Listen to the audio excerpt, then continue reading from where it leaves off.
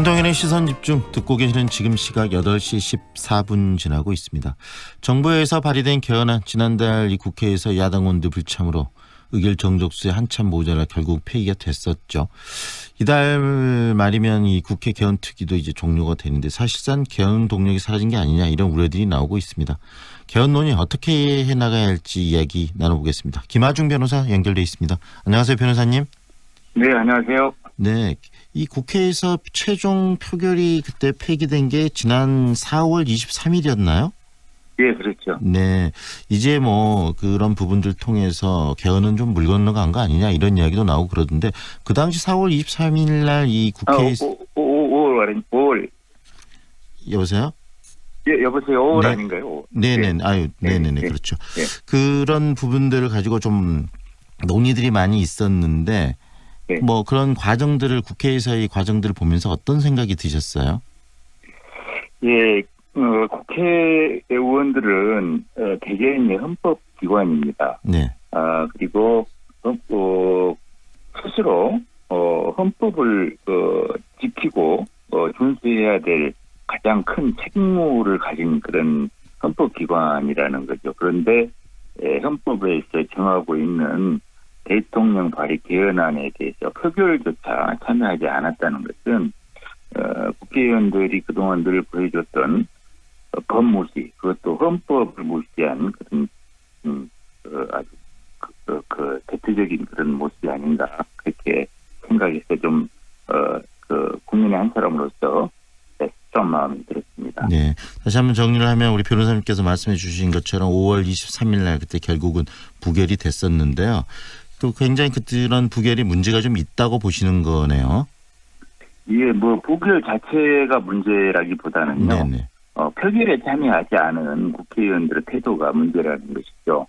본인들 스스로 그렇게 헌법을 지키지 않으면서 국민들한테 법을 지켜달라고 요구하는 것 자체가 무리 아니겠습니까? 네. 본인들이 솔선수범해야 될 텐데 네. 표결에도 참여하지 않.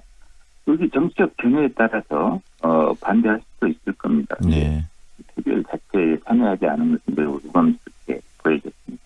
헌법 개헌의 필요성에 대해서는 변호사님 어떻게 생각하십니까? 지금 헌법은 군사 독재 정권이 만든 30년이나 된 낡은 헌법입니다. 그리고 이 헌법이 개정되었던 상황이 군사 독재 정권과 민주화를 요구하는 국민들의 요구, 한마디로 육시항쟁을 통해서 치열하게 대결했던 그런 정상적이지 못한 상황에서 만들어진 헌법이거든요. 네. 그리고 그 내용도 문제가 참 많습니다. 대표적으로 대통령 당연히 좋습니다. 그런데 임기를 5년으로 해서 네. 4년제 임기인 국회의원들과 이렇게 선거가 엇박자가 나도록 만들어서 한마디로 헌법의 완결성이 많이 부족한 그런 헌법입니다. 그래서 개헌의 필요성이 일찍이 논의되어 왔고 그리고 하루속히 개헌은 이루어져야 된다고 생각합니다. 네.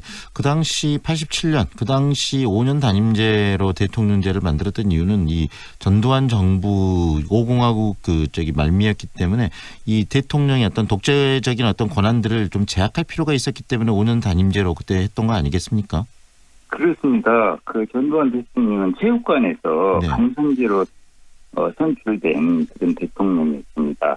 대통령이 갖는 권한에 비한다면 그 선출 방법이 간선이었다는 것이 매우 문제가 많았죠. 네. 그래서 간선제를 직선제로 바꾸는 것만 하더라도 큰 성취였습니다. 그렇지만 그거 이외에 방금 말씀드린 임기조항이라든가 그 밖에 대통령에게 집중된 한마디로 제왕적 권한들 이런 것들이 늘 한국 사회의 어떤 발전적 상황에서 장애 요소로 작용해 왔다는 것이죠. 그런데 이제 국민들의 수준도 높아졌고 또 국제적인 여러 가지 여건도 변화된 상황에서 특히 또 남북 문제가 당시하고는 많이 변화하고 있지 않습니까? 그런 상황들을 반영해서 한마디로 대한민국에 걸맞는 대한민국의 국격에 맞는 그런 헌법으로 개헌할 필요성은 국민들 모두가 공감하고 있다고 생각합니다. 결국은 30년 전의 헌법 가지고 이제 2018년 이후에 대한민국을 견인할 수는 없기 때문에 새로운 헌법이 필요하다는 데 대해서는 국민도 공감하고 있고 우리 변호사님 말씀하신 것처럼 정치권도 공감을 하고 있는데 이 문제가 왜 이렇게 실타래가 풀리지 않는 이유는 어디에 있다고 보십니까? 결국에는 이 개헌 시기가 시기와 내용의 문제인데요. 특히 시기가 지방선거를 앞두고 정치 세력들이 국민들의 지지를 얻기 위한 그런 그 하나의 그 수단으로 개헌 문제를 바라보기 때문에 이런 결과가 오지 않았나 생각합니다. 그래서 지방선거를 앞두고 이 개헌 문제가 진행되고 성과를 내는 그런 작업이 자기인의 정당에 유리할 것인지 불리할 것인지라는 관점에서 이 문제를 접근했기 때문에 그 일부 야당에서는 개헌안에 대한 헌법이 정하고 있는 표결에도 참여하지 않는 그런 불상사가 발생한 것이죠. 결국은 이 각 정당들이 정치권에서 정당의 유분리를 가지고 이 헌법 개헌을 바라보고 있고 행동하기 때문에 이 개헌이 지금 실타래가 풀리지 않는다라고 보시는 거네요. 그렇습니다. 물론 정당이라는 게 정권 획득을 목표로 하는 그런 조직이기 때문에 그런 부분들을 무조건 비난할 수는 없을 것입니다. 그래서 지방선거를 앞두고 개헌안이 발의돼서 논의의 장을 마련했던 부분도 어찌 보면은 좀 시기적으로 좀 아쉬운 부분이 없지는 않습니다. 그렇지만 또 정부 여당에서는 국민투표를 위해서 들어가는 막대한 비용을 염려하지 않을 수 없었을 것이고 그런 그 막대한 비용을 절감하기 위해서 지방선거하고 개헌을 위한 국민투표를 동시에 실시하고자 하는 그런 생각으로 그 지방선거 전에 개헌안을 서둘러서 발의했던 것 같은데 이런 부분들이 야당에서는 수용될 수 없었던 그런 것으로 결과가 나타나고 말았습니다. 저는 여당이나 정부에서 좀 더 야당을 적극적으로 설득해야 되는데 그런 부분이 부족했다는 의견도 좀 일부에서는 있더라고요.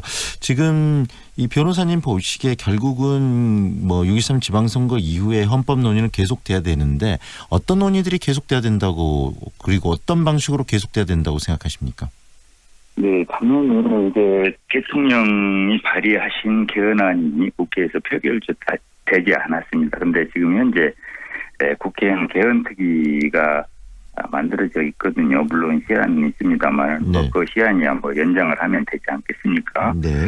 그리고 대통령께서 발의한 개헌안도 상당히 연구를 많이 해서 마련한 개헌안이기 때문에 이를 기초로 해서 국회에서 또 자기네들이 생각하고 있는 개헌안을 가지고 치열하게 논의를 거쳐서 국민들이 원하는 방향을 정하고 그 정해진 방향에 대해서 차분히 헌법이 정한 절차를 밟아 나간다면 헌법 개정은 연내에도 가능할 것으로 생각이 되고요. 다만 이제 개헌안과 관련해서 그 내용이 이제 문제가 될 것 같은데 가장 큰 문제는 아마도 권력 구조 부분이 아닐까 싶습니다. 그래서 이 권력 구조를 두고 현재 정부안은 4년 중임 대통령제를 하자고 하는 것이고 제1야당 같은 경우에는 분권형 대통령제 또 달리 표현하면 이원 집정부제라고도 하는데요. 대통령과 수상이 국가 권한을 이렇게 나눠서 서로 나눠가서 행사하는 그런 형태의 개헌을 원하고 있는 것 같습니다. 그런데 이런 권력 구조에 대한 논의는 국회에서 머리를 맞대고 정말로 국민들 그리고 이 시대가 요구하는 그런 방향이 무엇인지에 대해서 고민한다면 그 해결책은 나올 수 있을 것으로 생각됩니다. 결국은 대통령제나 이원 집정부제나 이런 것들이 꼭 절대적으로 옳은 건 아니기 때문에 서로 머리를 맞대고 서로 양보할 수 있는 여지들이 있다는 말씀이시지 않습니까? 예, 그렇습니다. 네. 그 부분은 국민들의 그 뜻이 반영돼서 결정돼야 되겠죠. 네. 그리고 이 남북 정상회담도 있었고 12일은 이제 또 북미 정상회담이 북미 정상회담이 있게 되는데요. 이 통일과 관련된 부분들 그것도 헌법에 좀 담을 필요가 있지 않을까요?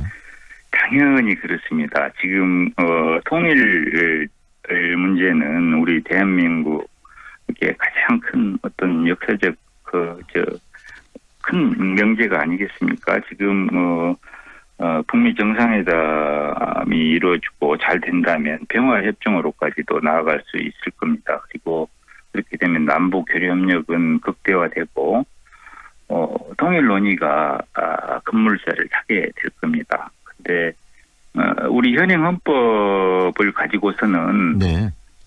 그런 통일 대비를 위한 그런 좀 효율적인 장치가 미흡한 부분이 없지 않아요. 네.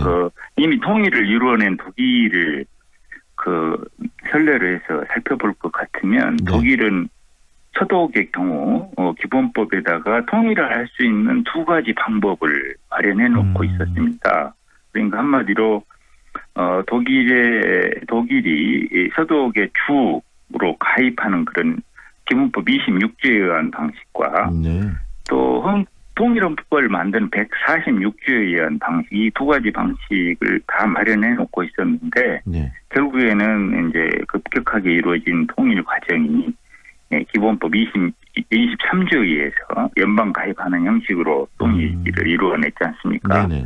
이렇듯이 우리도 헌법에 이렇게 통일이 되는 과정에 혼란 없이 이렇게 그 과정을 헌법적으로 컨트롤할 수 있는 그런 장치들이 네. 차기 헌법에서는 마련이 돼야 된다고 생각합니다. 네, 굉장히 중요한 부분이 아닐까 싶습니다. 이 국제 환경, 네. 이 국제 상황의 변화에 따라서 거기에 발맞추는 헌법 만들어내는 거 굉장히 중요할 것 같고요. 이후에 또 헌법 개헌 과정들 우리 변호사님 있을 때마다 모시고 더 자세한 이야기는 듣도록 그런데 하겠습니다. 한 가지만 네. 말씀드리고 싶은데 네. 대법원이 지금 재판거래를 통해서 상고법원을 설치하겠다고 해서 지금 국민들의 우려를 사고 있지 네네. 않습니까? 네네. 이 부분도 대법원장이 대법관들을 전부 다 임명 제청해서 대통령이 임명하는 임명장을 주는 방식으로 되어 있기 때문에 그렇습니다. 네. 그래서 대법관 추천회의 같은 것을 헌법에 규정해서 네.